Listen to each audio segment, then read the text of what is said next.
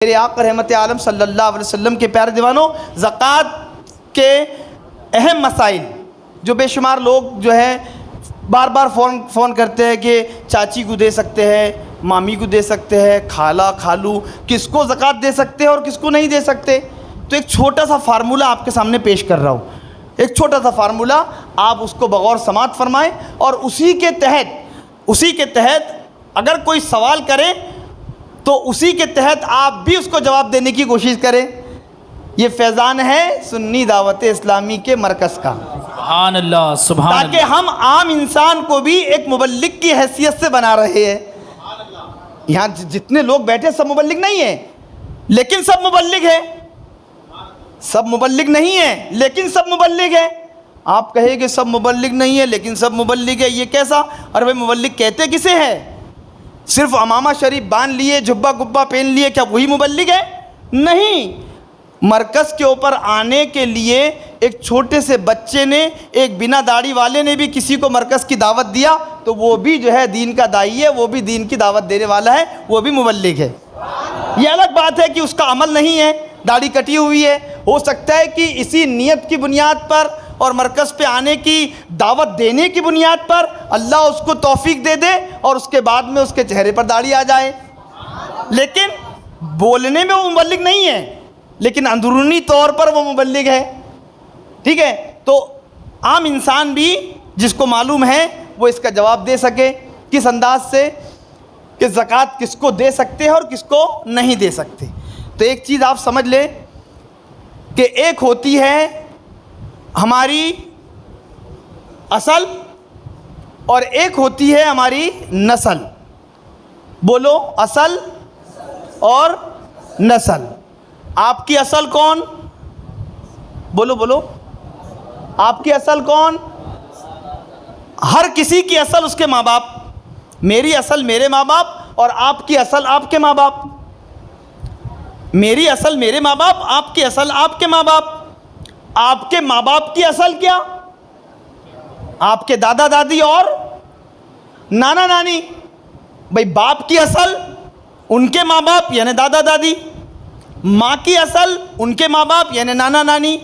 इस तरीके से आप ऊपर की तरफ जाते जाए, असल की तरफ जाते जाए, माँ बाप, दादा दादी, नाना नानी, परदादा परदादी, परनानी परनाना, पर जितना ऊपर जाओगे असल को ज़कात किसी भी कंडीशन में नहीं दे सकते। और इसी तरीके से नस्ल की तरफ आ जाओ। नस्ल में कौन? बोलो बोलो बोलो, मुबल्लिग बनना है ना? किस किस को मुबल्लिग बनना है? सुभान अल्लाह, सुभान अल्लाह। वो नौजवान जो टी शर्ट पहन के आए हैं आज, वो मुबल्लिग बनने का इरादा कर रहे हैं। अल्लाह उसके हबीब के सदक़े में, माह रमज़ान की बरकतों के सदक़े में उनके चेहरे पर जो है सुन्नत रसूल भी सजा दे और उनके चेहरे पर जो उनके सरों पर अमामा भी सजा दे और आने वाले रमज़ान में वो यहाँ पर कुछ बोलने वाले बन जाए। तो अभी क्या बात हुई? असल। अब दूसरी बात होगी नस्ल। असल समझ में आ गई, अब नस्ल समझो।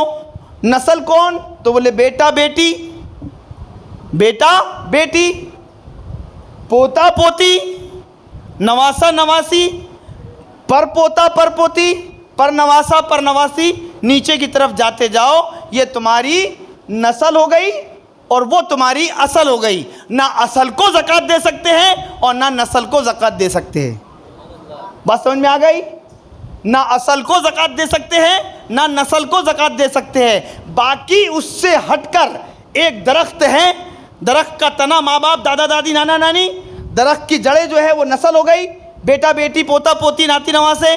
ठीक है, इनको ज़कात नहीं दे सकते। उसके अलावा जो दरख्त की टहनियाँ हैं, भाई बहन, चाचा चाची, मामा मामी, खाला खालू, जितने भी रिश्ते हैं, इन रिश्तों को छोड़कर जितने भी रिश्ते हैं उन तमाम रिश्तों को ज़कात दे सकते हैं अगर वो ज़कात के हकदार हो तो। अगर वो ज़कात के हकदार हो तो, है ना? अब ज़कात के हकदार से मुराद क्या?